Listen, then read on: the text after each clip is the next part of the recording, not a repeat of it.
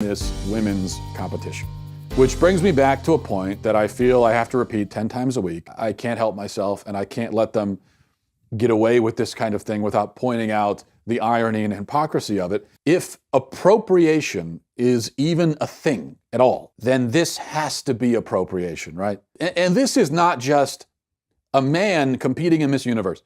This is not just an example of appropriation.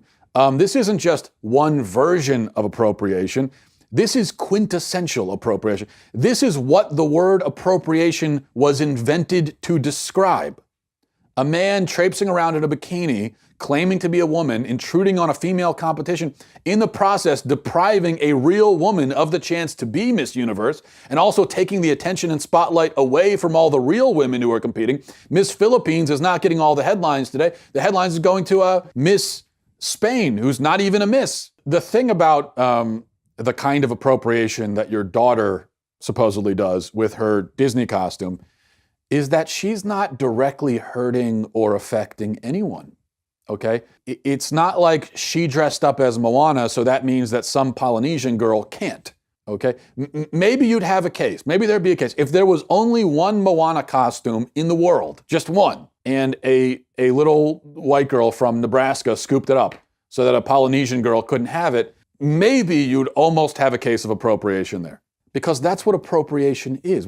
When you appropriate something, you're not just taking part in it or participating, because if all you're doing is participating or taking part, then it's just participation. It's not appropriation, okay? There's a difference between participation and appropriation. And so much of what we call appropriation is actually merely just participation. It's just a person partaking in this thing.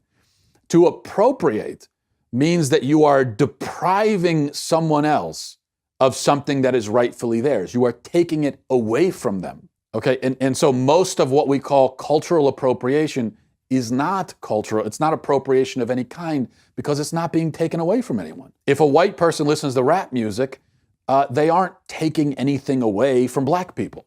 In fact, if anything, they're contributing. They're contributing, I mean, the rap industry is kept afloat in large part by white people who pay money for this music. So they're not taking anything. But in this case, and with the appropriation of womanhood, so often there is something actually being taken away from women. Okay, so this guy is literally taking the place of a real woman, which means that some real woman in Spain couldn't have that spot. There can only be, for each, I'm pretty sure this is how the beauty pageants work, right? Miss Universe, there can only be one representative of each country. And presumably there are many beauty pageants, many beautiful actual women in Spain, and none of them were allowed to be Miss Spain and compete for a chance to be Miss Universe because they gave that spot to a man. So something was really being taken away from a woman in that case. And on top